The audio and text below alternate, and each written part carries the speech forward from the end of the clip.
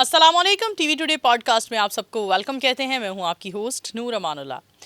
Viewers, ہم آج آپ کی خدمت میں بڑی ہی دلچسپ پرسنالٹی لے کر آئے ہیں جن کی ویڈیوز ہم اکثر دیکھتے ہیں. شوبز ستاروں کے بارے میں ہمیں بڑا بتا رہے ہوتے ہیں، سب کی بیک گراؤنڈ کے بارے میں بھی بات کرتے ہیں، اور اس وجہ سے اکثر انہیں تنقید کا سامنا بھی کرنا پڑتا ہے. لیکن ہم دیکھتے ہیں موجودہ ہماری نیو جنریشن میں تنقید کا سامنا کرنے کا ایک پیشنس لیول نہیں ہے ہماری نیو جنریشن میں. لیکن ہم اپنے آج کی گیسٹ کو دیکھتے ہیں بڑے مثبت انداز میں کرٹیسزم کو فیس کرتے ہیں اور اس کا سامنا کرتے ہیں. میں بات کر رہی ہوں the one and only writer ہیں ناصر ادیب صاحب.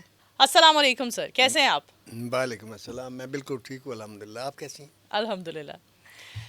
آج کل ہم دیکھتے ہیں بڑی ساری فلم سٹارز کے بارے میں آپ نے بیک گراؤنڈ کے بارے میں بات کی اور انہوں نے بڑی تنقید کی آپ پر.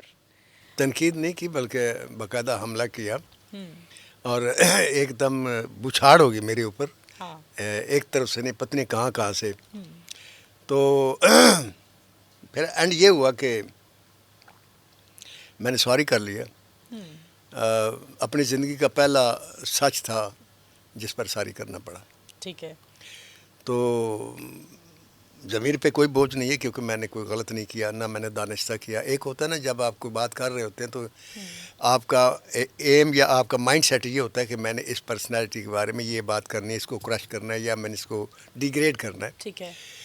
تو ایسا تو میری کبھی سوچ نہیں، میری تو بڑی مثبت سوچ ہے ہر ایک آدمی کے بارے میں. لیکن بات یہ ہے کہ لوگ میرے اوپر تنقید کرتے ہوئے یہ بھول جاتے ہیں کہ دو چیزیں انسان کی کبھی اللہ بھی نہیں بدلتا.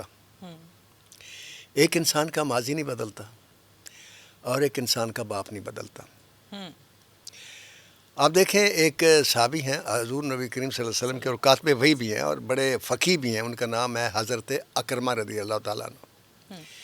وہ ابو جہل کے بیٹے تھے. بالکل. تو جب ان کے بارے میں بتاؤں گا تو مجھے تو یہ بتانا پڑے گا نا کہ وہ ابو جہل کے بیٹے تھے. بالکل. تو یہ میں سمجھتا ہوں بجائے اس کے کہ اس کو مائنس پوائنٹ مل لیں، یہ ایک پلس پوائنٹ ہوتا ہے ایک آدمی کا. اگر میں کسی کے بارے میں کہتا ہوں کہ وہ گڑھے میں گرا ہوا تھا، ٹھیک ہے، اور گڑھے میں گرا ہوا آدمی اٹھ کے کہاں تک پہنچا، تو یہ کوئی معمولی بات نہیں ہوتی. مطلب میں اپنے بارے میں جب بتاتا ہوں تو میں لوگوں کو یہ بتاتا ہوں کہ میں وہ آدمی ہوں جس کی کوئی بیک گراؤنڈ نہیں تھی. میں ایک ذمہ دار کا بیٹا تھا اور میری ساری فیملی ان پڑھ تھی. میرا باپ ماں بہنیں سب. I was the only educated. وہ میں چونکہ سب سے چھوٹا تھا تو میری ماں نے کہا اس کے پڑھانا. میرے والد صاحب تو پڑھائی کے خلاف تھے. ٹھیک ہے. تو میں پڑھ لکھ گیا. اب جب بھی میں آتا ہوں تو میں نے کبھی آج ناصر ادیب کو لوگ جانتے ہیں، ایک پرسنالٹی ہے جی، نام ہے جی، فلاں ہے. لیکن یہ وہ ناصر ادیب ہے جو اسی لاہور میں 188 روپے کا کلرک تھا، جو پیدل جاتا تھا اپنے آفس اور اسٹوڈیو کے 7 سال تک چکر لگا رہا اور 7 سال میں چپڑاسیوں کے پاس بیٹھا رہا. مجھے دفتر کے اندر کسی نے آنے ہی نہیں دیا. میں جاتا تھا، دیکھتا تھا ایکٹر جا رہے ہیں آ رہے ہیں یہ وہ. اور وہ جو چپڑاسی تھا آج بھی اس کا مجھے نام یاد ہے، رمضان اللہ اس کو غریق رحمت کرے، اقبال کشمیری صاحب کا وہ چپڑاسی تھا.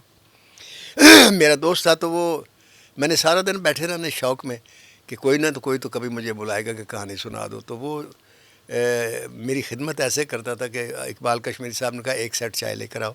وہ چائے لے کر آتا تھا ایک سیٹ. اس میں وہ اب جیسے یہ چائے نے پیالی نہیں بھرنی، اس نے پونی پیالی کر کے ایک آدھا کپ بچا لینا. ٹھیک ہے. وہ مجھے چائے دیتا تھا. اچھا. پھر کڑھائی آتی تھی ان کے لیے، مہمانوں کے لیے آپ جیسی پرسنالٹیز آتی تھیں، اور وہ پھر جب کھاتے تھے تو وہ کڑھائی اٹھاتے تھے کہ باہر لے جاؤ.